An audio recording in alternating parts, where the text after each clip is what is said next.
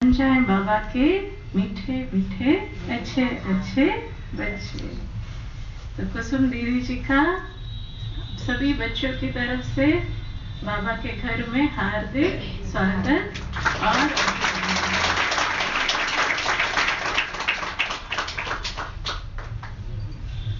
थोड़ा सा परिचय दीदी जी के बारे में दे देती हूँ। दीदी जी ने 1988 में नैरोबी केन्या से, अफ्रीका में है ये, नैरोबी केन्या से ज्ञान लिया था। और 1996 से दीदी बाबा के रेगुलर स्टूडेंट बन गए थे। अपने लौकिक जीवन में दीदी जी एक कंपनी में जनरल मैनेजर थे और दीदी जी के युगल की भी अपनी एक सॉल्ट प्रोसेसिंग फैक्ट्री थी। 2001 में ईश्वरीय सेवा की लगन लगी और दीदी ने जॉब छोड़कर सेवा में अपने आप को समर्पित किया। दीदी जी ने काफी रिसर्च किया है शास्त्रों पर, साइंस पर, और उन सब से बाबा ने जो बुद्धि का ताला खोला वो सारा रिसर्च वर्क आज कुछ अनुभवों के माध्यम से, एक्टिविटीज के माध्यम से हमारे सामने रखेंगे। दीदी जी ने भारत के अलावा विदेशों में भी अपनी इस प्रयोगशाला को दिखाया। यूएसए, लंदन, अफ्रीका, कई जगह दीदी का दौरा हुआ है। दीदी जी का कुछ पर्सनल अनुभव भी है कि कैसे एक न्यूरोलॉजिकल डिसऑर्डर जिसे हम पार्किंसन डिजीज कहते हैं, कंपन की बीमारी है, दिमाग कमजोर होता है इसमें, तो उस बीमारी का, इसको भी हमारी न्यूरो की भाषा में तो कहते हैं कि ये सिम्टम्स हम इसके कंट्रोल कर सकते हैं लेकिन लाइलाज बीमारी है। लेकिन किस तरह से इस तरह के डिजेनरेटिव डिसऑर्डर पर इन्होंने सफलता पाई वो अनुभव दीदी जी खुद ही बताएंगे। और इसके अलावा दीदी जी का माइंड मैनेजमेंट, स्ट्रेस मैनेजमेंट, इन पर अनेक प्रयोगशालाएं दुनिया भर में सबके साथ शेयर करते रहते हैं और अनेकों आत्माओं ने इसका लाभ उठाया। तो मैं स्वागत के लिए कमल भाई जी को और अनुराधा बहन जी को बुलाऊंगी। बहन जी तिलक देंगे और भाई जी बुके से स्वागत करेंगे।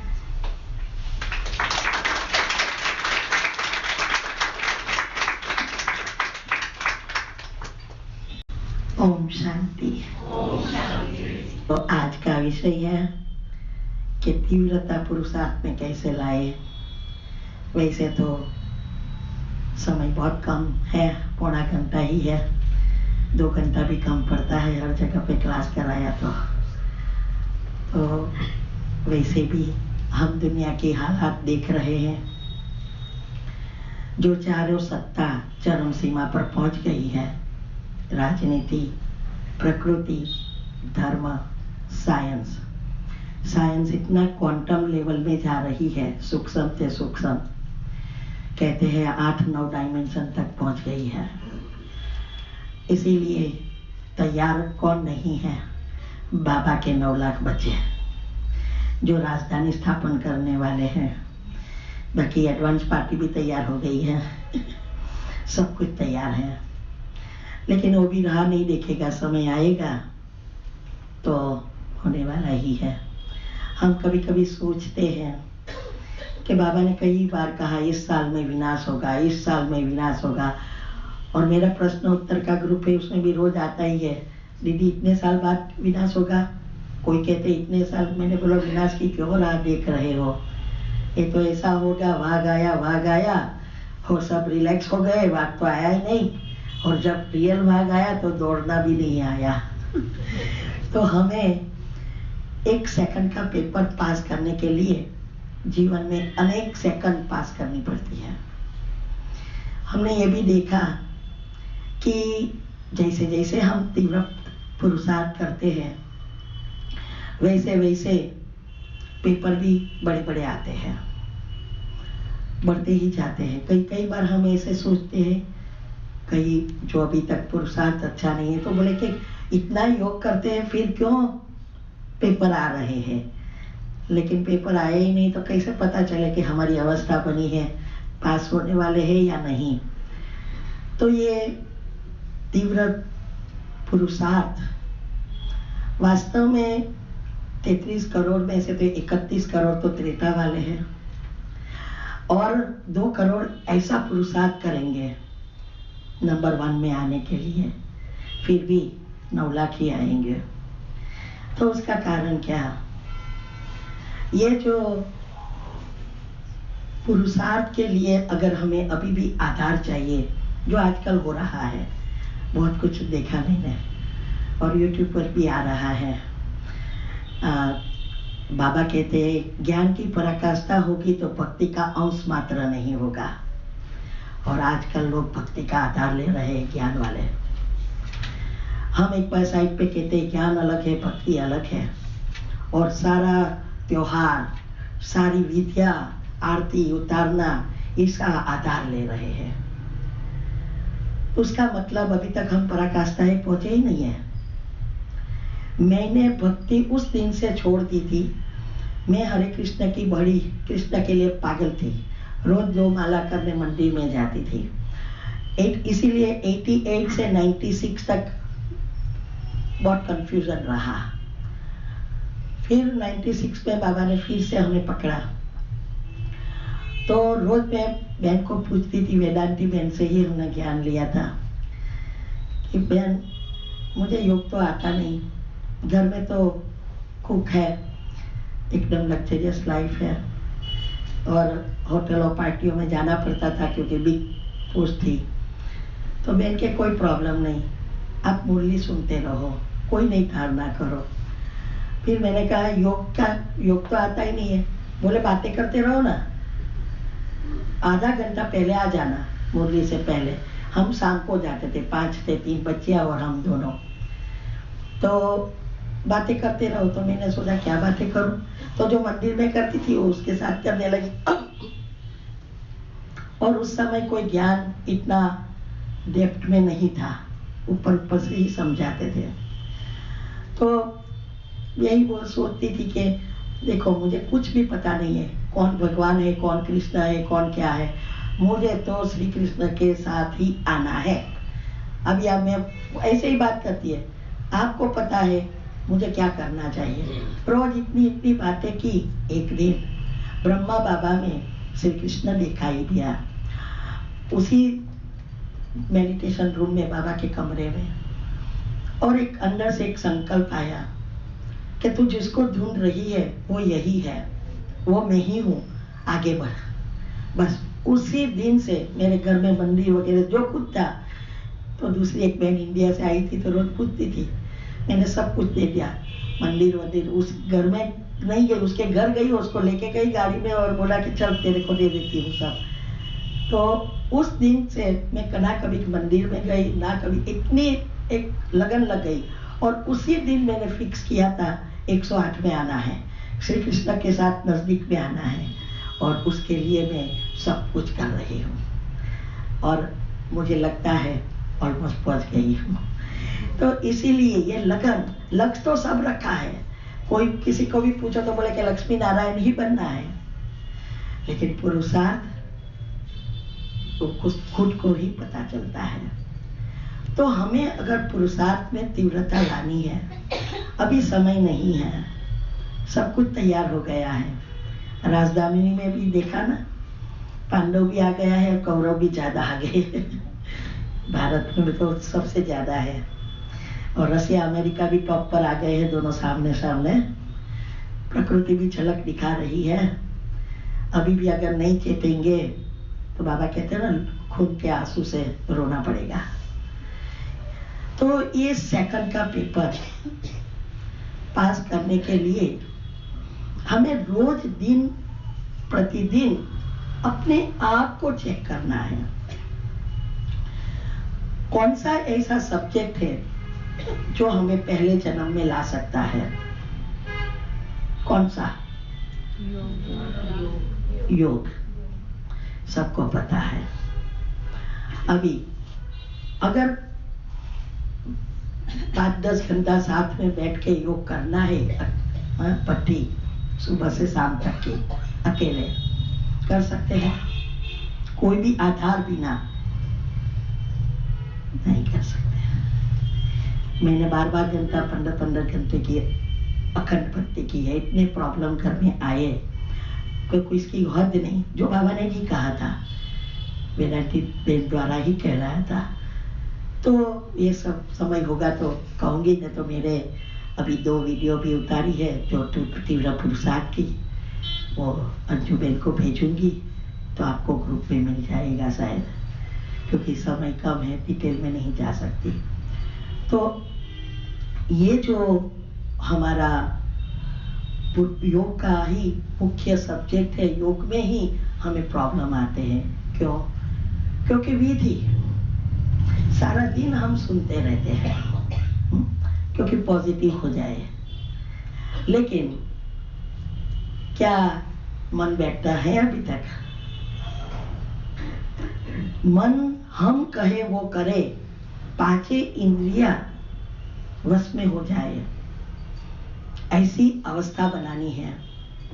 और हर क्षण हम योग कर सके, कोई कितनी भी परिस्थिति खराब हो, चाहे डीजे बजता हो, चाहे बर्फ पड़ते हो, गिरता है, ठंडी बहुत है, चाहे गर्मी बहुत है, चाहे आप शादी में गए, चाहे होटल में गए, चेक करो, योग लगता है, तब अंतपति संगति होगी। सारा दिन आप जिसमें बिजी रहेंगे वही तो अंतिम पेपर है। बाबा ने तो फोड़ दिया है। दुनिया वाले जब पेपर निकल जाता है तो कितने प्रॉब्लम करते हैं, यहाँ तो बोल दिया है क्या अंतिम पेपर है। तो इसके लिए योग में पक्का होने के लिए चाहिए ज्ञान। अगर ज्ञान होगा तो योग लगेगा, अगर योग लगेगा तो ज्ञान के गहरे राज, बाबा की एक एक महावाक्यों के पीछे बहुत सारे राज है, वो राज समझ में आएगा। और उसके लिए जितनी हमारी बुद्धि घिसेगी उतने ऊपर के लेयर्स खत्म होते जाएंगे और पॉजिटिव से 7 चक्र आपके भरपूर हो जाएंगे, लेयर्स बदल जाएंगे। 7 चक्र और कुछ नहीं है, हमारे 7 ग्रह ही है। तो मीन्स के 8 ग्रह, स्पेयर पार्ट मीन्स मुख्य अंग 8 है और चक्र 7 है। तो ये कुंडलिनी और कुछ नहीं है, हमारी आत्मा की शक्ति का बैरोमीटर है। जब आत्मा की शक्ति कम होते होते मूलाधार में पहुंच गई है, तब बाबा को आना पड़ा और हमें बताते हैं कि कैसे इस बैरोमीटर को ऊपर ले जाए। अगर अभी भी हमारे में आलस्य, अलबेलापन, निद्रा, भोग, विलास, घूमना फिरना, खाना पीना, ये सब की अभी भी मन हो रहा है सूक्ष्म में भी, तो अभी भी हमारी ये अवस्था नहीं बनी है। तो ये जब हमारी बुद्धि के लेयर्स बदलते जाएंगे तब बुद्धि स्थूल से सूक्ष्म में जाएगी, शुद्ध पवित्र बनेगी, तब सारे राज नेचुरल पुरुषार्थ, नेचुरल बीज रूप स्थिति नेचुरल हो जाएगी। ये 2 सब्जेक्ट में पक्के होंगे तो धारणाएं, दिव्य गुणों की धारणा, वो धारणा नहीं, दिव्य गुणों की धारणा। अगर हम योग करते हैं, ज्ञान है, लेकिन अभी तक हमारे में गुण नहीं आए हैं, देह अभिमान है, माया के पंजे में फंसे हैं, तो समझो अभी भी हमारी अवस्था नहीं बनी है। रोज इसके लिए चेक करना पड़ता है। और ये जब 3 होगा तो निस्वार्थ सेवा, मेरा नहीं, सारा विश्व मेरा है, सिर्फ परिवार नहीं, और वही वसुधैव कुटुंबकम में आने के लायक बन सकता है। तो ये जो पुरुषार्थ की बात है, उड़ती कला का पुरुषार्थ, इसके लिए चाहिए 2 पंख। बाबा कहते हैं ना, उमंग उत्साह। और आजकल किसी को हम पूछते हैं कई जगह पे, तो बोले कि योग में पुरुषार्थ में बोर हो जाते तो उमंग उत्साह लाने के लिए ये सब त्योहार करना पड़ता है। इसका मतलब अभी भी आपको आधार लेना पड़ता है। आधार जब तक बाबा को नहीं बनाया ना, तो ये ब्राह्मणों का झाड़ ऑलरेडी 5 साल से हिल रहा है, और अभी तो जोर से हिल रहा है। और बाबा ने क्लियरली कहा है कि इसमें महारथी, सरंदर सब कितने साल से है वो महत्व का नहीं है, कितनी अवस्था बनी है वो महत्व की है। इसमें गिर जाएंगे, क्या है ना, और वही आगे बढ़ेंगे, इस झाड़ में टिके रहेंगे जो बाबा से बीज से जुड़े हैं। और जो बीज से जुड़ता है उसको किसी का भी आधार की जरूरत नहीं होती है, तब ये पहाड़ रूपी समस्या को पार कर सकते हैं। हमारे जीवन में बहुत सारी परीक्षाएं आई, और एनर्जी का मैं वो वीडियो भेजूंगी ना, उसमें सुन लेना। एनर्जी का मैंने कैसे रिसर्च किया था और इससे हम जल्दी जल्दी रिटायर हो सके, और वो साइंस था। बाद में उसको इजी बनाने के लिए कुंडलिनी चक्र, शास्त्रों, साइंस, न्यूरो साइंस सब कुछ रिसर्च किया, क्योंकि हमारे युगल को 2013 में एक ऐसी नर्वस सिस्टम फेल होती थी, ऐसी बीमारी हो गई, और वो भी 2 दिन में ही डिसेबल कर दिया, व्हीलचेयर पर ला दिया। दोनों पाँव, दोनों हाथ और मुख कुछ काम नहीं करता था। मुझे बच्चे की तरह खिलाना पड़ता था और सब कुछ करना पड़ता था। रोज 1 लाख रुपए का डॉक्टर ने इंजेक्शन दिया।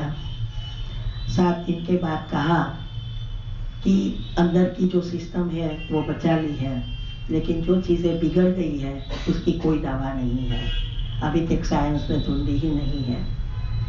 लेकिन मुझे योग आता था।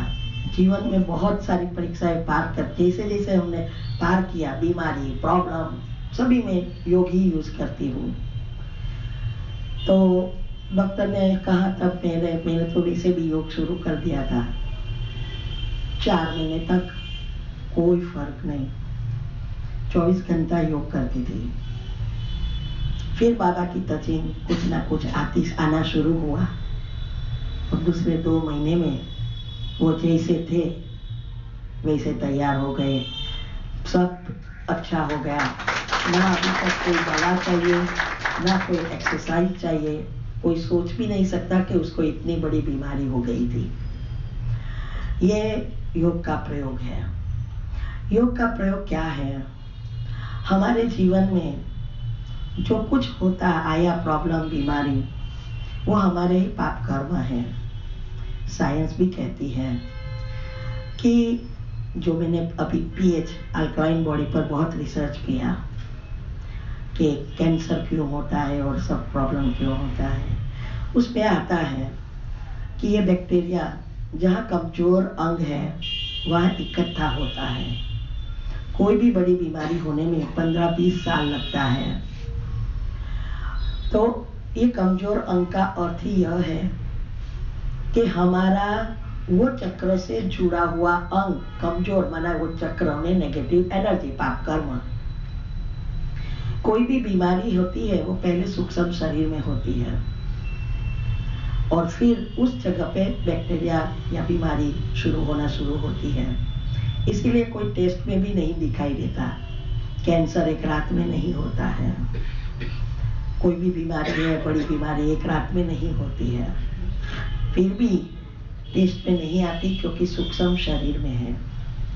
हमारे 3 शरीर हैं, और तीनों शरीर एक स्थूल दिखाई दे रहा है। सूक्ष्म शरीर जो ब्रह्मांड से जुड़ा है, ब्रह्मांड की एक चीज हमारे अंदर है, उसके पॉइंट है। और तीसरा है कारण शरीर। कारण शरीर हमारे विचारों से, नेगेटिव या पॉजिटिव एनर्जी से बनता है।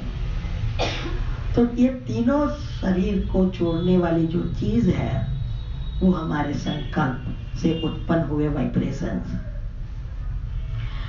तो स्थूल में जब कोई भी बीमारी आ जाती है तो उसको समाप्त करने में बहुत समय लगता है, और उसमें भी एलोपैथी दवा और बीमार कर रही है।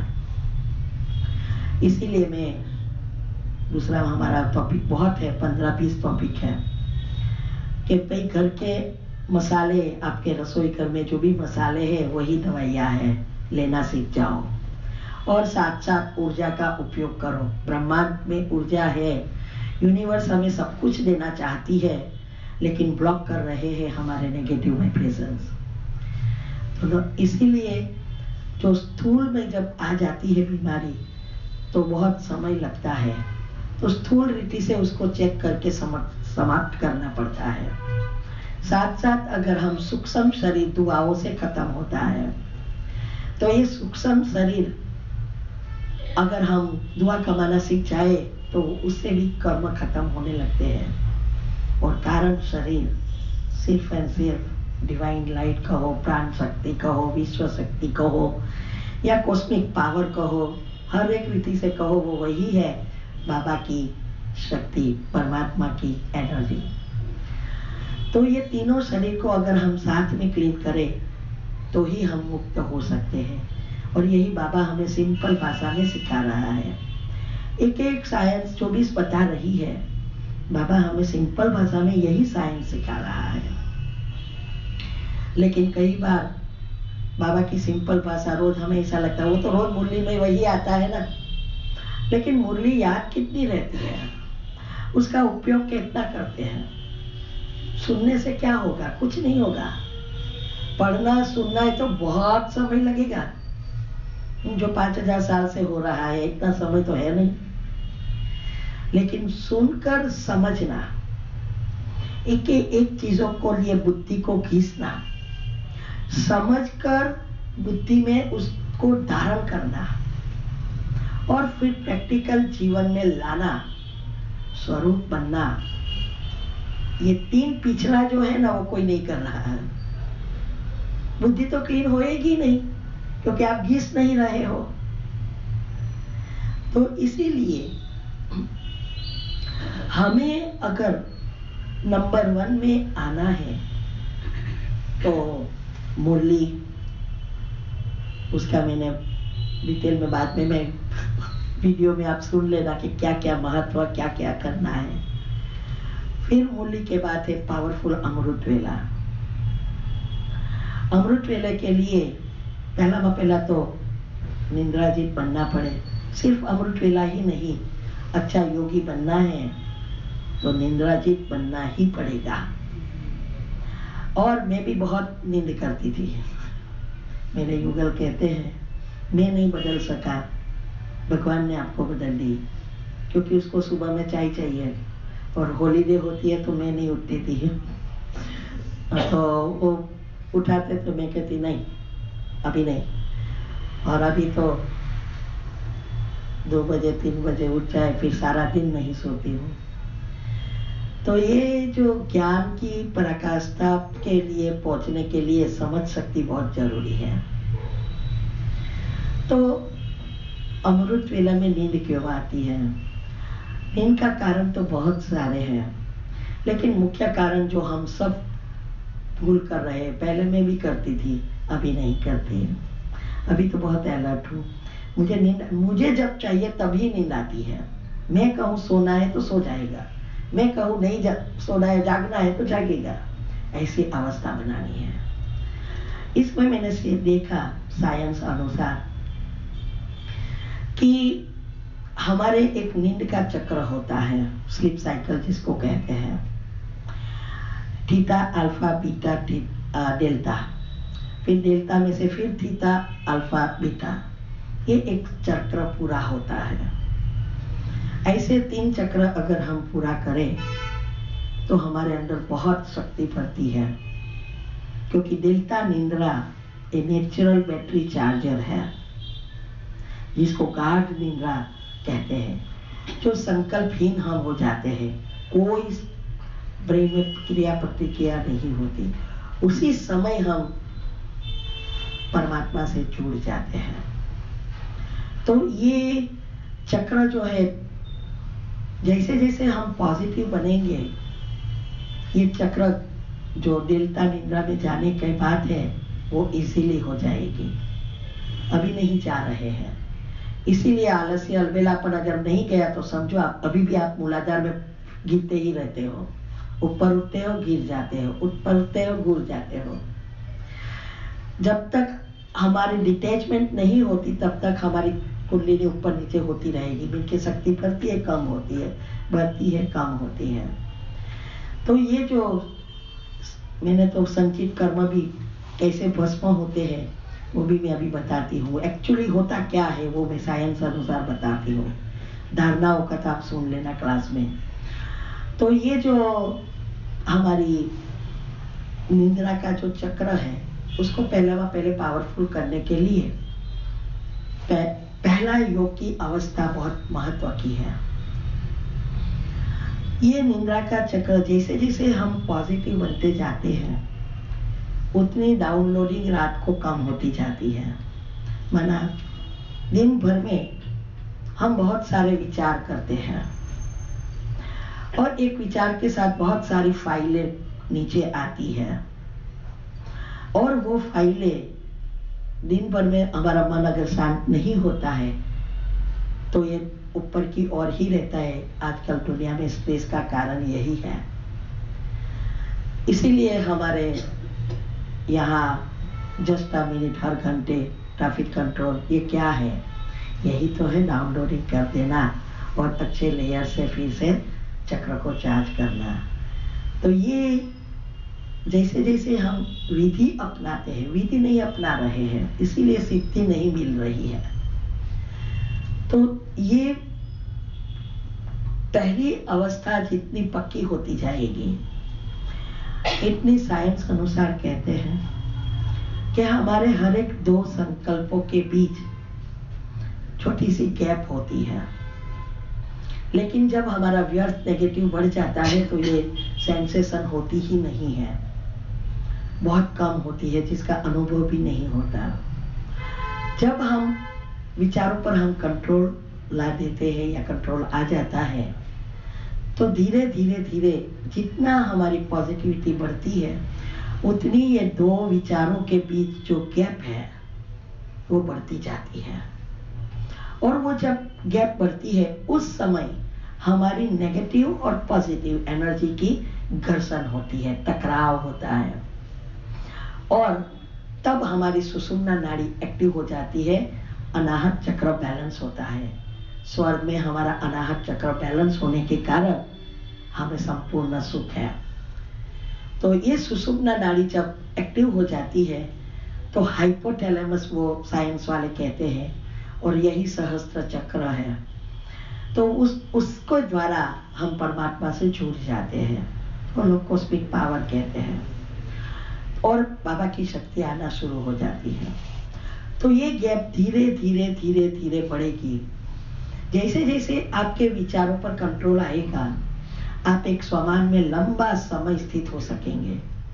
पहले मन को वैराइटीज चाहिए, बाद में बोर नहीं होगा मन बुद्धि। वो एक संकल्प में आप चाहो 24 घंटा रह सकोगे। ये एक बहुत बड़ी अवस्था है। तो सुबह में भी जब हम अमृत वेले के बाद या दिन में भी कितना भी योग करते हो उस समय भी जुरूप स्थिति में पहुंचने के लिए ये अवस्था चाहिए कि हमारे विचारों पर पूरा कंट्रोल चाहिए। और एक स्वमान में हम जब स्थित हो जाते हैं तो साइंस कहती है कि जब आप एक संकल्प में स्थित हो जाते हैं तो ब्रेन निष्क्रिय हो जाता है, उसमें कोई क्रिया प्रतिक्रिया नहीं होती है। इसीलिए जब ब्रेन निष्क्रिय होता है और बाबा की किरणें आना शुरू होती है तो हमारी जो नेगेटिव एनर्जी उस चक्र से जुड़ी है वो विलीन होना शुरू होती है।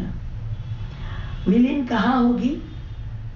एक है हट जाना, जो भक्ति में हम बाधा मानता वगैरह करते थे वो काम हो जाता था, वो विलीन नहीं होती थी, वो हट जाती थी थोड़ा समय के लिए। और अभी योग से जो हम पॉजिटिव बनते हैं उनसे और हम बाबा से जुड़ते हैं तो हमारी उस शक्ति से हटना शुरू होती है नेगेटिव और वो चक्र पॉजिटिव से चार्ज होता है। फिर विलीन होती है, एक ईथर तत्व है। मैं बहुत सारे टॉपिक भी लिखती हूँ, कर्म की गति का सूक्ष्म आध्यात्मिकता से भी लिखी है, बुक नहीं लिखी, यूट्यूब पर रख देती हूँ। तो ये जो ईथर तत्व एक ऐसा तत्व है जो सूक्ष्म से सूक्ष्म इस ब्रह्मांड में रसायन है, पतले से पतला।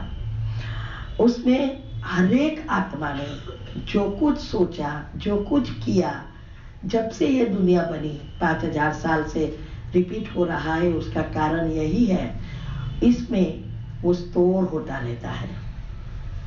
एक संकल्प के वाइब्रेशंस ऊपर जाता है जो आकाश तत्व से जुड़ा है। जैसे सागर में जब गर्मी होती है तो भाप बनकर बादल बनते हैं और समय पर बरसते हैं, ऐसे ही हमारे एक संकल्प ईथर तत्व में भाप की तरफ जाता है, स्टोर होता है। समय, संकल्प, समय, स्थल और व्यक्ति जो भी जिसके साथ हिसाब किताब है वो सब इकट्ठा होता है, तो वो बरसता है कर्म का फल के रूप में। वो ईथर तत्व में गई हुई चीज कभी भी डिलीट नहीं होती है। जब हम परमधाम जाएंगे तो सारी जो भी हमने 5000 साल में किया है वो सब उधर स्टोर रहता है और फिर से नए सर से शुरू होता है। यही बाबा ड्रामा कहते हैं, यही शास्त्रों में कहते हैं कि बनी बनाई बन रही, अब नई कुछ नहीं बननी, चिंता काहे को करे जो अनहोनी होनी नहीं है। तो ये जो है, और साइंस भी कहती है हिस्ट्री मस्ट रिपीट। यही 5000 साल का चक्र की बात है ईथर तत्व। तो जो कर्म भस्म करने की बात है, भस्म नहीं होंगे, आपके सूक्ष्म शरीर से हट जाएंगे और विलीन में स्टोर हो जाएंगे और समय पर फिर से चक्र शुरू होगा, आना शुरू हो जाएगा। यह है संचित कर्म भस्म होना। तो हम जब ऐसी अवस्था बनाते हैं, जब एक संकल्प में स्थित हो जाते हैं, तो बीज रूप स्थिति ये है। हम कोई ऐसा नहीं है कि हमें कुछ दिखाई ना दे, कुछ नहीं, ये तो मन बुद्धि का खेल है। लेकिन स्थूल शरीर जितना स्थिर होगा उससे पता चलेगा कि हम कितना कनेक्टेड हैं। तो ये बीज रूप स्थिति में जितना समय आप रहो, इसलिए कहते हैं ना, 1 सेकंड भी जाओ उस स्थिति में तो कई जन्मों का कर्म भस्म हो जाते हैं। तो यही विलीन होना है। तो इसके लिए ये स्थिति में अगर आप नेगेटिव ही सोचते रहेंगे तो इस स्थिति पर नहीं पहुंच पाएंगे। साइंस ने भी रिसर्च किया है कि दिन में 70,000 मना 70,000 विचार उत्पन्न करते हैं, उसमें से 5-10% भी काम के नहीं है। आप सोचो क्या आपका भाग्य बन रहा है। एक हर क्षण हमारा सॉफ्टवेयर बन रहा है, भाग्य बन रहा है। एक छोटी सी बात में कहूं, कैसे प्रैक्टिकल ये अर्जाग्रत मन करता है। हम जब ये 2001 में सब छोड़ा, तब हमने बाहर जाना नहीं था, लेकिन घर में गृहस्थ में रहते हैं तो सब कुछ युक्ति से करना पड़ता है। बाबा भी हमें से युक्ति युक्त कहते हैं करने के, लेकिन हम जल्दबाजी करके हमारा पुरुषार्थ रुकवा देते हैं, या तो रोज रो के और ही पाप कर्म बना देते हैं। इसीलिए हमें ये जो कोई भी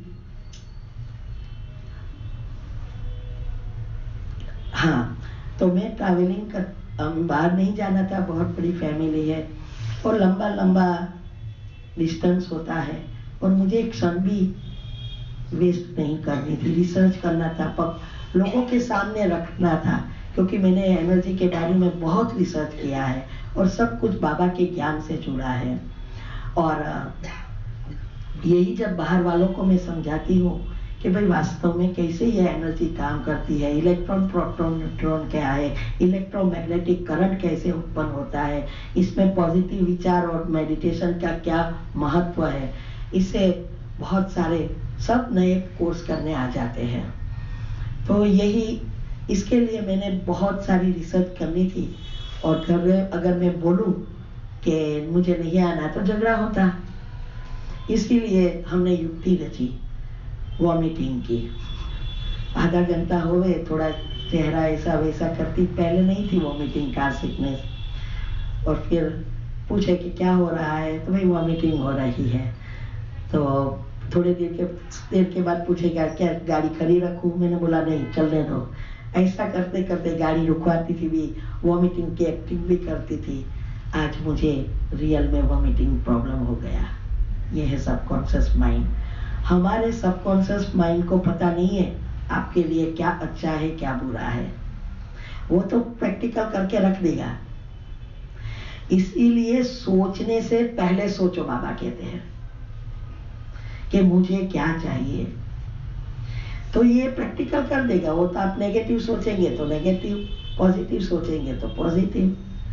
इसीलिए हमारे पहले हमें अपने संकल्पों को डाइवर्ट करना, इसकी मैंने विधि रखी है साइंटिफिक रीति से। कैसे कैंसल करना, कैसे सुबह का पहला संकल्प चलाना, कैसे हमें लिस्ट बनाना चाहिए। कभी भी धारणा में जल्दबाजी नहीं करनी है। जो धारणाएं हमारे से होती है वो पहले करो। कभी भी ऐसा नहीं कहना है मैं तो ऑनियन गार्लिक बिना खाऊंगी, मैं नहीं बनाऊंगी, मैं बाहर का खाना नहीं खाऊंगी। ऐसा कुछ भी कहना नहीं है। हर जगह पर युक्तियां रचनी है।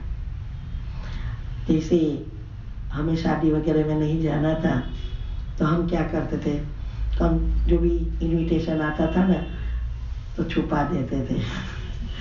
फिर समय चला जाए ना, फिर उसके पेपर होते हैं वहाँ रख लेती थी। मुझे पता चल गया था कि वो जल्दी याद नहीं रखता, ऐसी चीजें भूल जाता है। तो ऐसे फिर रख देती, फिर उसको याद आता तो कहता वो शादी कब थी, तो मेरे को पता नहीं, देख लो ना आपके पास तो था। तो फिर देखता है वो तो हो गया आज ही। तो मैंने बोला आपने याद रखना था ना, तो बोले कि तू नहीं भूल जा, तुझे याद है, तुम्हें नहीं जाना है इसलिए। मैंने बोला मैं आपको, आपने देखा होगा, ये रिमाइंड कराते तो मैं आती, मैं क्यों ऐसी चीजें याद रखूं। ऐसा हर चीज में युक्ति रचो। मैंने उसकी 18 वीडियो बनाई है, ब्रह्मचर्य तक की वीडियो बनाई है। आप किसी को भी फोर्स नहीं करना है, योग में पक्का हो जाओ। योग के प्रयोग से हर चीज आपको सहयोग देगी, एक व्यक्ति आपको सहयोग देगी। सहन करना पड़ेगा लेकिन सहयोग जरूर मिलेगा। रोग क्षमा की कमेंट्री करो, सुरक्षा कवच बनाओ, बहुत कुछ करना है। सुबह में मेरा 3-4 घंटा कैसे चला जाता है पता ही नहीं। तो ये जो अवस्था बनाने के लिए हमारा वो चक्र की जो मैं बात कर रही थी कि पॉजिटिव, जब जितना हम ये अवस्था बनाएंगे, पॉजिटिव बनेंगे, तो हमारी डेल्टा निद्रा जब नेचुरल हो जाएगी तब हमें नींद नहीं आएगी। अभी पहली मिस्टेक हम कहाँ करते हैं, जो मैंने भी किया था पहले, सुबह में दारू के, अब देखो हमने जैसे 3 बजे का अलार्म रखा है या 2 बजे का, और हमारी आंख शायद 3 बजे के पहले 2 बजे खुल गई या 2:15 बजे खुल गई, और मैं वापिस सो जाऊं कि अभी तो देर है, तो वो चक्र 1.5 से 2 घंटे का होता है, वो पूरा नहीं होगा। आपका सबकॉन्शियस माइंड उसको पूरा करने के लिए आपको नींद लाएगा, चक्र पूरा करना है उसको, और फिर आप उठेंगे भी, फिर भी नींद ही आएगी। तो इसके लिए निद्राजीत बनने के लिए अलर्ट हो जाओ। डिटेल में आप सुनना हो वीडियो में, और मुंह धो, चलते फिरते योग करो, फिर बैठ जाओ। ऐसा करके मन को ट्रेनिंग देना पड़ेगा, तब ये बदलेगा। क्योंकि हमारा बायोलॉजिकल क्लॉक और स्लीप साइकिल मेन है, ये दोनों को रिसेट करना पड़ेगा, काम देना पड़ेगा, टाइमिंग देना पड़ेगा, तब उस अनुसार हमारे रसायन सब उत्पन्न होंगे। तो ये जो चक्र है वो चक्र पूरा करने के लिए आपको हैरान करता रहेगा। दूसरी मिस्टेक ये करते हैं, जैसे ही योग पूरा किया हम फिर से सो जाते हैं और उसके कारण उस समय क्या होता है, आपने जो भी नींद भरी जो भी शक्ति भरी योग में, जितनी भी भरी, वो ड्रेन होना शुरू हो जाता है।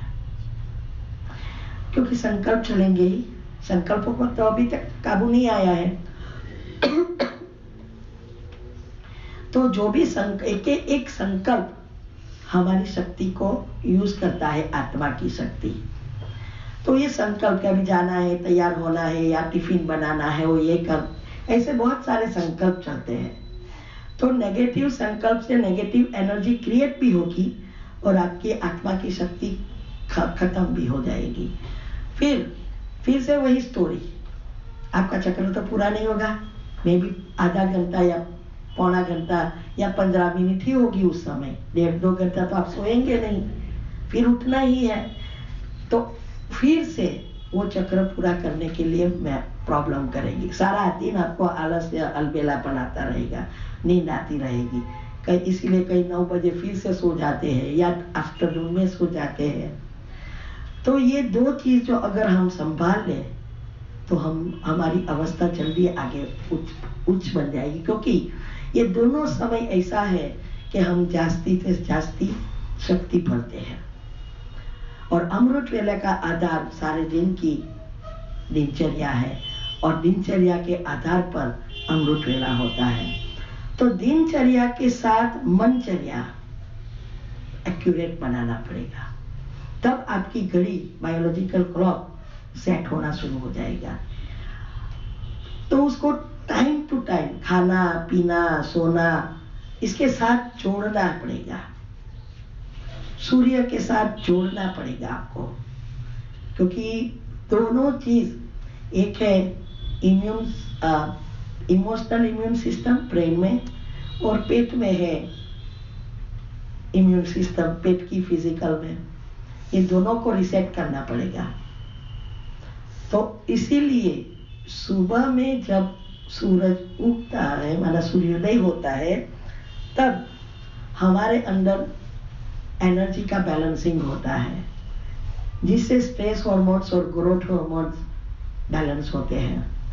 अगर हम उस समय का लाभ सिस्टमेटिक हम नहीं चलाते तो हमारे स्ट्रेस हार्मोन्स बढ़ते ही जाते हैं, ग्रोथ हार्मोन कम होते हैं, इसीलिए मेटाबॉलिज्म बिगड़ जाता है और इससे सारी अंदर की सिस्टम बिगड़ जाती है। बायोलॉजिकल क्लॉक और स्लीप साइकिल का जो कनेक्शन है, और वो जो जब हमारी इम्बैलेंस होता है तो पहली निशानी है याद शक्ति, एकाग्रता खत्म होने लगती है, जो आज सबको प्रॉब्लम है, याद नहीं रहता। बच्चे कहते नहीं याद रहता, बूढ़े कहते नहीं याद रहता, किसी को भी याद जल्दी नहीं आता है। जो चीज काम की है वो याद नहीं आएगी, जो ना काम की है वो, सीरियल देखते हैं तो सबको याद रहता है, बाबा की मुरली याद नहीं रहती है। कारण यही है इंटरेस्ट। तो आप कहेंगे इंटरेस्ट तो है ही ना, बाबा के बच्चे बने तो इंटरेस्ट तो है ही। इंटरेस्ट है, लेकिन इंटरेस्ट से निश्चय इतना नहीं है, हमारा सॉफ्टवेयर इसीलिए बदलता नहीं है। जहां इंटरेस्ट होता है वहां मन बुद्धि नेचुरली एक हो जाती है, और जिसकी मन बुद्धि की दोस्ती अच्छी है वो जल्दी जल्दी आगे बढ़ जाता है। अभी दोनों अलग अलग घूमता रहता है।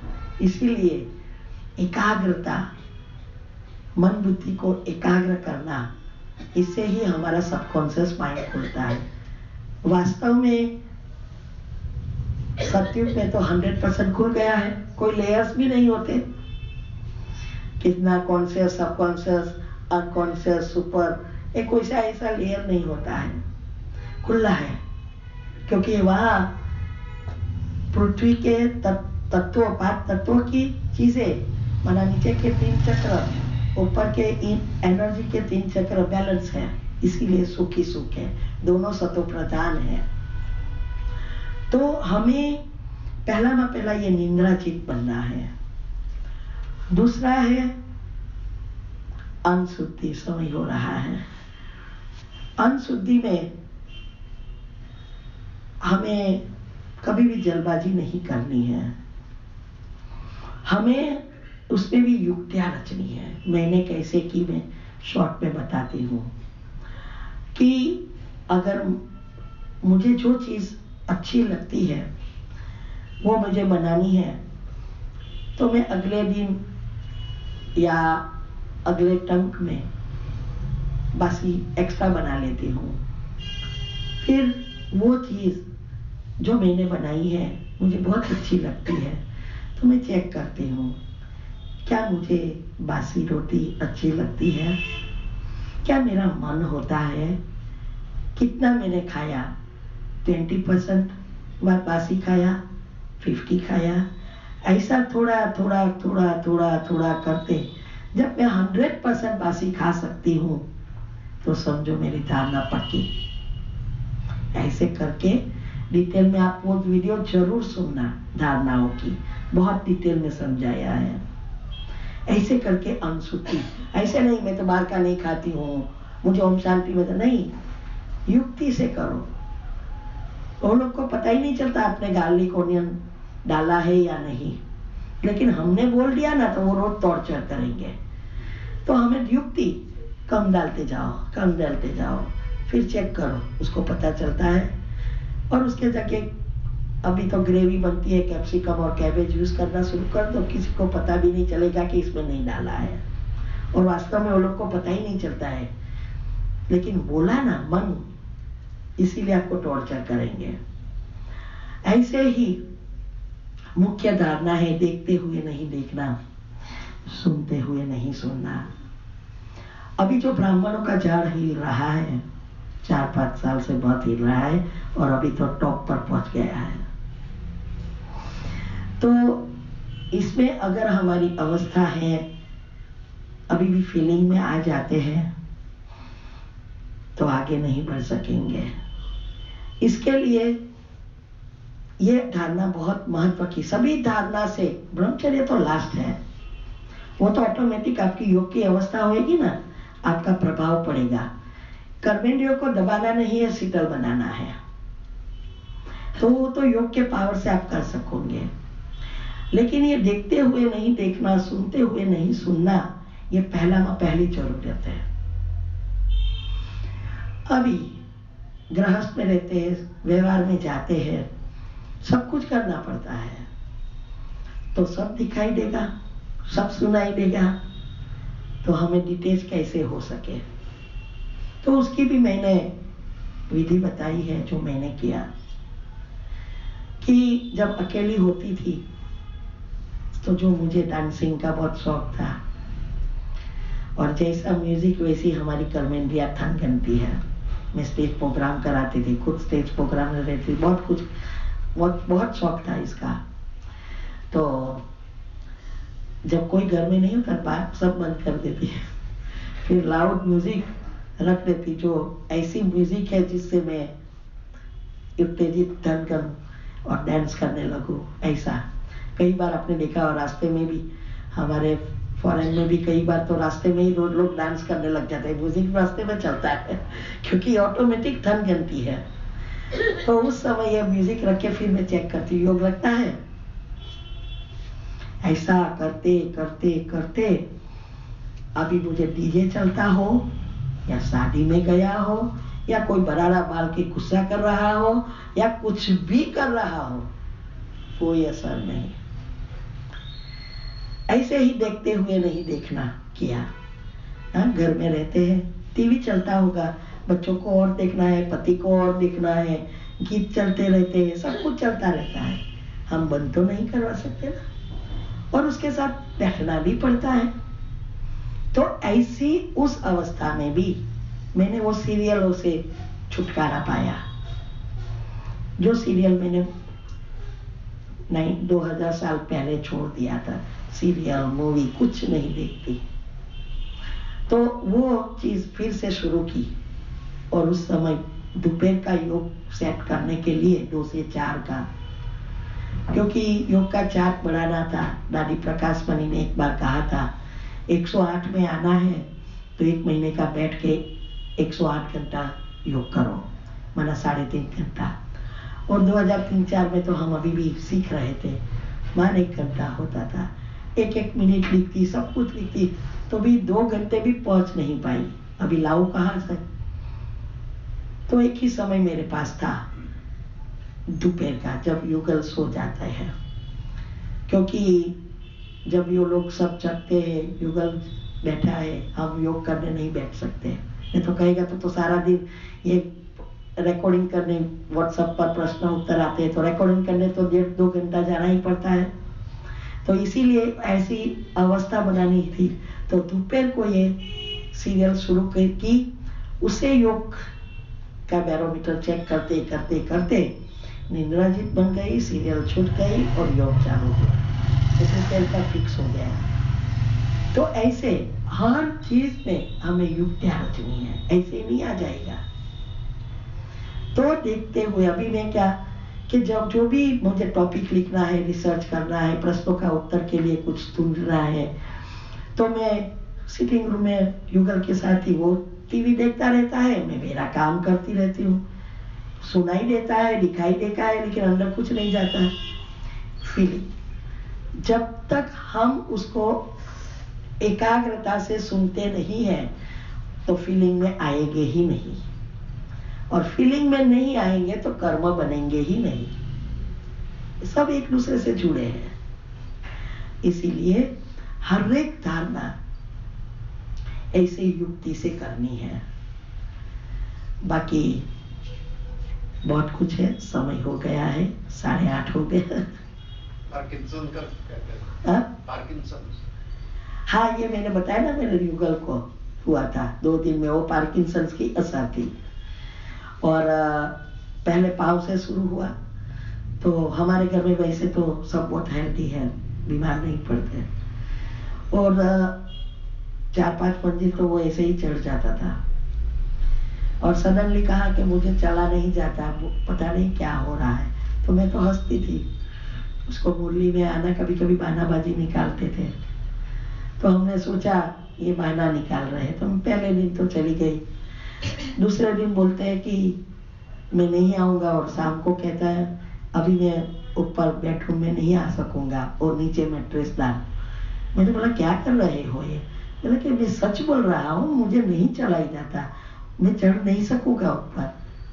मैंने बोला ठीक है। हम तो लाए। तीसरे दिन वो सेंटर से आई, वो तो नहा धो के तैयार भी हो गया, और चाय नाश्ता करने बैठे, चाय मुख से निकलने लगी, तब हमें लगा कि नहीं है तो सीरियस कुछ चीज है। तो हम डॉक्टर के पास गए, तब तो गाड़ी में बैठा और डॉक्टर की राह देखते थे।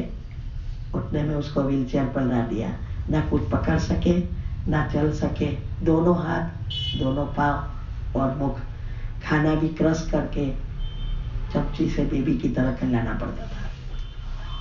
तो मैंने जैसे कहा ना कि योग मुझे आता है और साइंटिफिक रीति से उसके नियम अनुसार मैं करती हूँ, बाबा का ही ज्ञान।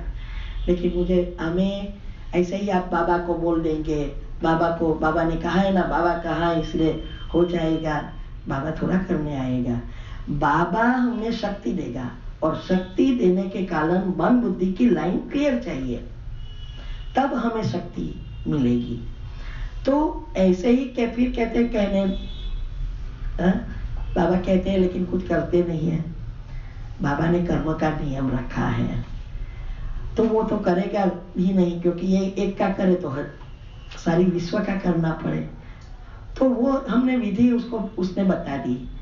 तो योग में अगर एनर्जी फ्लो आता है तो उसमें भी साइंस है। सबकॉन्शियस माइंड के 3 नियम हैं, और 3 नियम, पहला नियम ही है जो चाहिए वो मेरे पास जैसे है। लॉ ऑफ अट्रैक्शन कहता है never say I want, I want, I want, always say I have it.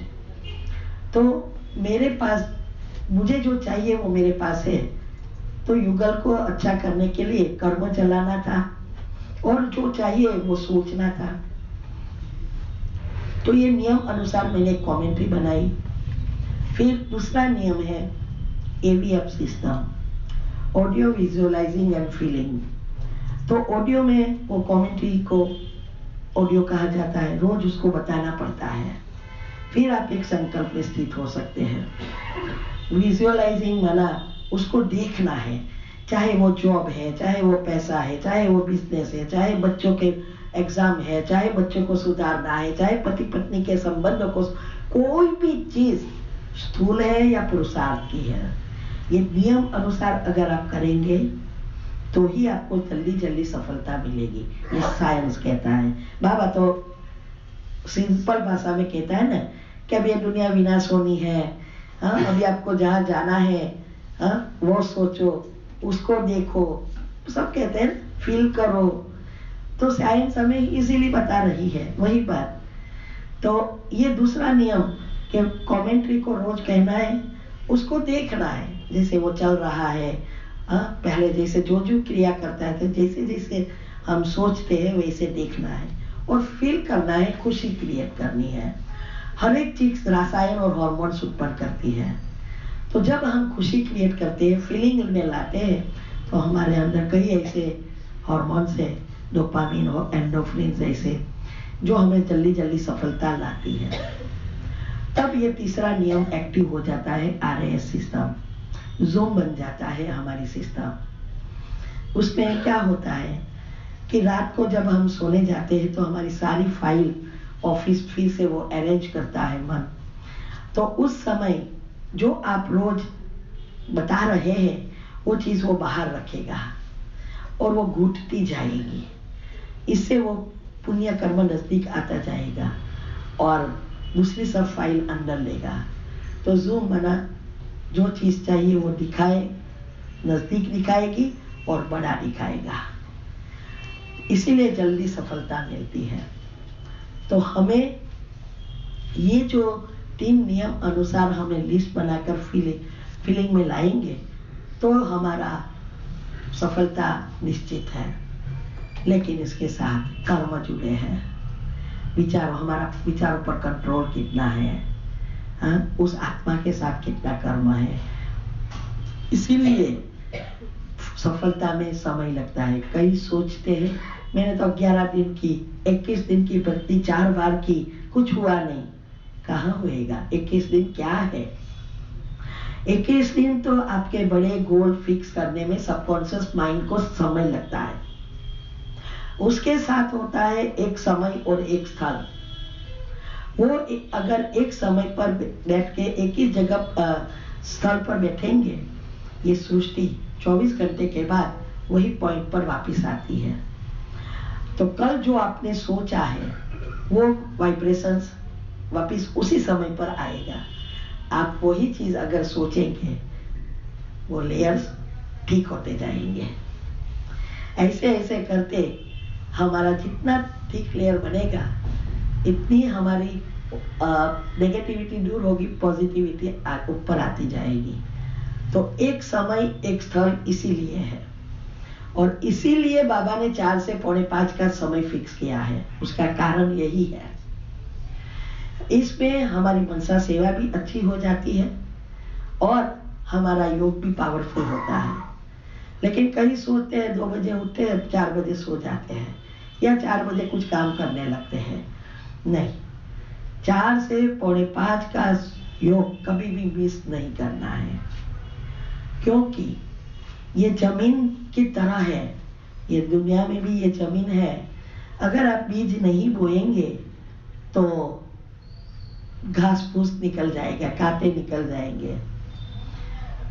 लेकिन अगर उस एक ही जगह से आप आना जाना शुरू करो तो क्या होगा? एक रास्ता बन जाएगा, वहां कभी भी घास नहीं निकलेगा। ऐसे ही अगर 15, 20, 25 जन साथ में जाओ आओ तो रास्ता बड़ा और क्लीन हो जाएगा। ऐसे ही एनर्जी का है। एनर्जी भी हमारे और बाबा के बीच, पॉजिटिव और नेगेटिव एनर्जी के बीच अभी नेगेटिव लेयर्स बहुत है।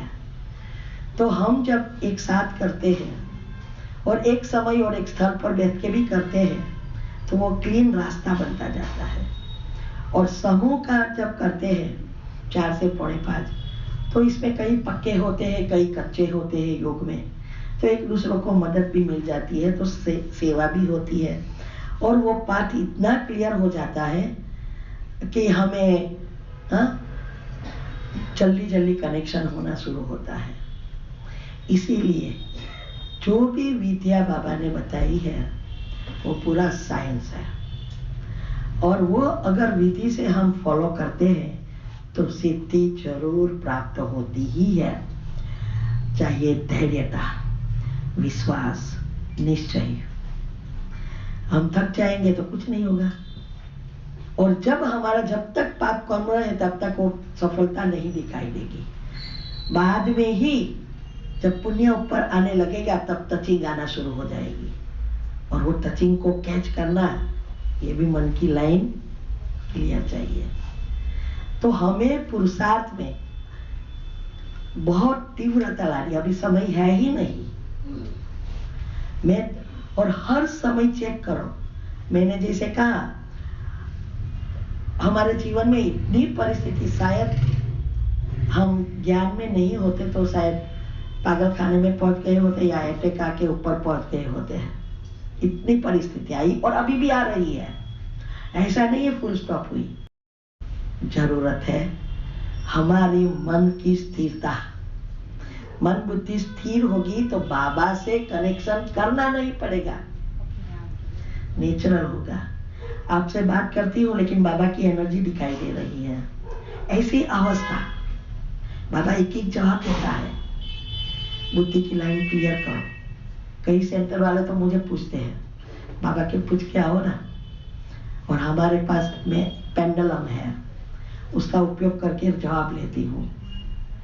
तो ऐसी अवस्था बनाएंगे और चेक करो कि कोई भी पेपर आए तो मुझे कितना समय लगता है उसको स्टॉप लगाना, फुल स्टॉप लगाना। रोज चेक करो, क्या मैं चलाई रखती हूँ, कितना घंटा लगता है। अभी भी अगर सेकंड में नहीं लग रहा है तो समझो अभी भी हमारी पुरुषार्थ में तीव्रता नहीं आई। अभी भी अगर हमें उमंग उत्साह के लिए कुछ ना कुछ चाहिए तो समझो तीव्रता नहीं है। खाना पीना, सोना, घूमना फिरना, कोई चीज की हमें जरा भी संकल्प मात्र भी इच्छा ना हो। 2000 साल में पहली बेटी की शादी हुई थी, तब मैंने फॉरेन से आके 4-5 साड़ी अच्छी खरीदी थी। वही दूसरी 2 बेटियों में यूज किया, विधि चेंज करके। बाद में आज तक एक भी साड़ी नहीं ली है, और सब जो भी एक्स्ट्रा थी वो दे दी सबको। 8-10 साड़ी जो रखी है वही सभी प्रसंग में जाना है वही लेती हूँ। सब मुझे बोलते हैं तो बड़ी कंजूस है, हमारी बहन बहुत इतनी रिच नहीं है। फिर बोलते हैं मैं तो हर समय नहीं लेती हूँ, और तू तो कंजूस की कंजूस ही रही, वही साड़ी लपेट रहती है। मैंने बोला तुझे नहीं पता चलेगा, मैं कंजूस ही रहूंगी, क्योंकि एक पैसा इकोनॉमी, कोई चीज में एक चीज भी मिसयूज नहीं करती। अभी मैं सभी जगह पर बाई प्लेन जा सकती हूँ, भोपाल भी ट्रेन से गई, यहाँ भी ट्रेन से आई। गाड़ी तभी यूज करना है जहाँ ट्रेन नहीं जाती, और प्लेन तभी यूज करना है जहाँ फॉरेन जाना है तो प्लेन यूज करना ही पड़ेगा। लेकिन यहाँ तो ट्रेन जाती है तो ट्रेन में ही आती हूँ, ऐसा। और जो भी बचता है बाबा की सेवा में। और कभी कभी ऐसा आजकल का माहौल ऐसा हो गया है, बहुत माया सेंटर पर भी आ रही है, उसको देखकर अगर हमारी अवस्था नहीं है देखते हुए नहीं देखना, सुनते हुए नहीं सुनना, तो समझो ये अवस्था हमें सेवा में स्टॉप करवा देगी। हमें ये नहीं सोचना है वो क्या कर रहे हैं। हाँ, चीज एक करेक्ट है, एक है बाहर वालों का। जब हम बाहर डोनेशन करते हैं तब बाहर वाले मिसयूज अलग रीति से, जैसे शराब वगैरह पीना, चाहे वो संस्था है, चाहे गरीब है, चाहे मंदिर वाले हैं, कोई खून कराता है, कोई लड़कियों के पीछे यूज करता है, इसमें जरूर हमारा पाप कर्म बनता है। इसीलिए वहां तो अभी तो हम ज्ञान में है तो देते ही नहीं है, एक पैसा भी नहीं देते। लेकिन सेंटर पर अगर मिसयूज है, कई बार हम सोचते हैं हम तो भंडारी में इतने सारे हैं, डालते हैं तो 500 डालते होंगे तो 500 ही डालते रहेंगे। लेकिन मैंने 10% पहली सैलरी शुरू की तब मैं ज्ञान में नहीं थी, भक्ति में थी।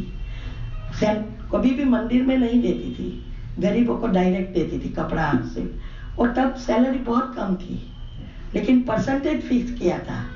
फिर मैंने बढ़ाया 15% किया। अभी सैलरी इतनी जंप हुई जो मैं सोच भी नहीं सकती, एकदम लग्जरियस लाइफ। तब परसेंटेज भी बढ़ गए तो युगल कहने लगा ये तो पागलपन है, इतने सारे क्यों निकाल रही है। मैंने बोला देखो मैंने अमाउंट नहीं फिक्स किया है, मैंने परसेंटेज फिक्स किया है, तो मुझे भगवान को कहना पड़ेगा अभी कम कर दो थोड़ी सैलरी, तो कम आएगा, ज्यादा है तो ज्यादा आएगी, आपकी सब आपके ऊपर है, कहो मुझे क्या करना है, कम करा दूं तो बोलेगा क्या। तो एक चीज की इकोनॉमी ये है।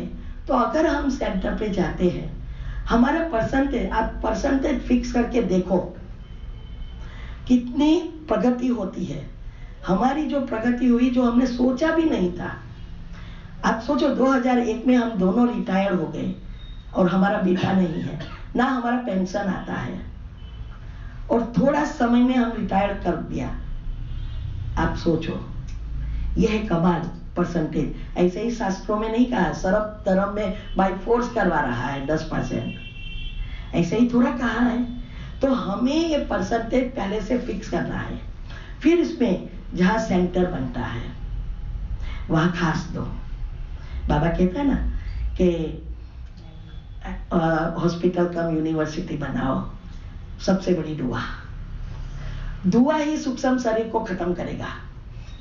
फिर सेंटर पर जाए, परसेंटेज सभी जगह पे फिक्स करो। नहीं तो फिर क्या होगा। एक कहानी किसी की है कि एक बड़ा ड्रम रखा था, बंद था, सबको बोला एक एक ग्लास दूध डालना।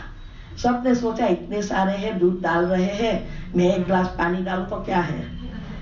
सुबह में देखा तो किसी ने दूध डाला ही नहीं था, पानी ही पानी था। ऐसा हमारे साथ ना होना चाहिए। सेंटर वाले वहां हमने जो फिक्स किया, हम अभी मैं तो परसेंटेज नहीं, मैं सब कुछ दे देती हूँ। हालांकि युगल अभी बहुत कंट्रोल कर रहा है, नहीं देता है, तो उसने पता चल गया मैं क्या कर रही हूँ, और बहनों का व्यवहार भी देख लिया। सेंटरों पर आजकल सभी जगह पे हो रहा है, मैं ओपनली कहती हूँ। लेकिन मेरी अवस्था इसीलिए बनी है, देखते हुए नहीं देखना, सुनते हुए नहीं सुनना, और कर्म की गति। अभी अगर सेंटर वाले मिसयूज कहाँ करेंगे, दुनिया वाले मैंने बताया गलत चीजों में करेंगे, पाप कर्म जरूर बनेगा। सेंटर वाले कहाँ करेंगे, पर्सनल यूज में करेंगे, घूमने जाएंगे, फिरने जाएंगे, पर्सनल भाई बहन को देंगे, भाई बहन को माँ बाप का घर बना देंगे। ये सब जगह पे हो रहा है, कोई चीज मैं सब जानती हूँ। फिर भी मैंने जो नियम बनाए हैं ना वो फॉलो करती हूँ। क्यों? क्योंकि वो कर्म बाबा ने मुरली में कई बार कहा है, अगर हम सरेंडर होकर अगर इसका मिसयूज या पर्सनल यूज करेंगे तो उसका पदम गुना नहीं, उसके भी कहीं ज्यादा बोझ चढ़ेगा। उसमें हम भागीदार नहीं बनते हैं, वो उसके कर्म है। सिगारेट बीड़ी वगैरह तो कोई पीने वाले नहीं है, तो हम आउट है। हमारा काम तो हो गया कि हमने तो दे दिया बाबा के यज्ञ में, अभी उसको क्या करना है वो उसकी बुद्धि पर है। तो बुद्धि जो है उस पर ही सारा खेल चल रहा है। तो हमारी लाइन बुद्धि तो क्लियर है। तो हमें ये नहीं सोचना है ऊपर से नीचे तक। बहुत हमारी YouTube चैनल है, बहुत बड़ी चैनल है, तो उसमें भी बहुत सारे लिखते हैं। तो मैं यही जवाब, प्रश्न के उत्तर में भी बहुत आता है, यही जवाब देती हूँ, आप देते रहो। इससे क्या होगा, हमारा रास्ता क्लीन होगा, आगे महारथी ऐसे ही नहीं गिरेंगे, सरंदर ऐसे ही नहीं गिरेंगे, ऐसी कोई चीज नहीं होने वाली कि वो गिर जाएंगे, यही की चीज है। तो हमें ये नहीं देखना है। मैं जहाँ अभी भी मुझे एक जगह से फोन आया अहमदाबाद से, दीदी आप यहाँ हो तो आप दुबई घूमने जाइए, हम आप दो है तो ज्वाइन हो जाओ, बहुत बड़ा ग्रुप जा रहा है, लाख रुपए का खर्चा। मैंने बोला पहले तो आपको पता है, आपके क्या ही क्लास कराया है कि मैं कभी भी घूमने फिरने नहीं जाती, ना मुझे खाने का शौक, ना सोने का, कुछ भी चीज का शौक नहीं है, डिक्टेट कंप्लीटली। तो मैं 1-2 लाख रुपया खर्चूं, इसके बदले मैं सेवा में यूज करूं तो मेरा जन्मांतर का भाग्य 108 में आने का नंबर लग जाएगा। क्यों मैं ऐसा पैसा यूज करूं? हो गए पे फर्स्ट को ऐसा। तो हमें परसेंटेज निकालना ही है और फिर उसको डिवाइड करो, सेंटर पर इतना परसेंटेज, यहाँ फिर वो क्या करे उसको देखते हुए नहीं देखो, सुनते हुए नहीं सुनो, कर्म की गति को याद रखो, आगे बढ़ते जाओ। और मैं तो हमेशा खुश होती हूँ, करने दो ना, मेरा रास्ता क्लियर, मैं तो करीब पहुंच गई 108 में, 9 लाख में तो हुई, इसमें कोई डाउट नहीं है। 108 में पहुंचने वाली हूँ और मेरी अवस्था ऐसी हुई है, हर एक की अवस्था अपने को ही पता चलता है। हाँ, व्यवहार से थोड़ा पता चल जाता है, फिर भी अवस्था बनाने के लिए ये सब कुछ होगा, हमें कैसे आगे बढ़ना है। तो ऐसे परसेंटेज बहुत सूक्ष्म शरीर को क्लीन करो, छोटी छोटी बातों में भी क्लीन करते जाओ, तभी हमारा दुआ का खाता ही हमारे सारे कर्मों को चलाएगा। कहने का आप सबका बहुत बहुत शुक्रिया। मैं जहाँ भी जाती हूँ वहाँ खुश होती हूँ, कितना बड़ा परिवार है। बाबा कहते हैं ना, अभी ही समय है जो आपके संबंधी मिलते हैं, और भी केस तो पहले से ही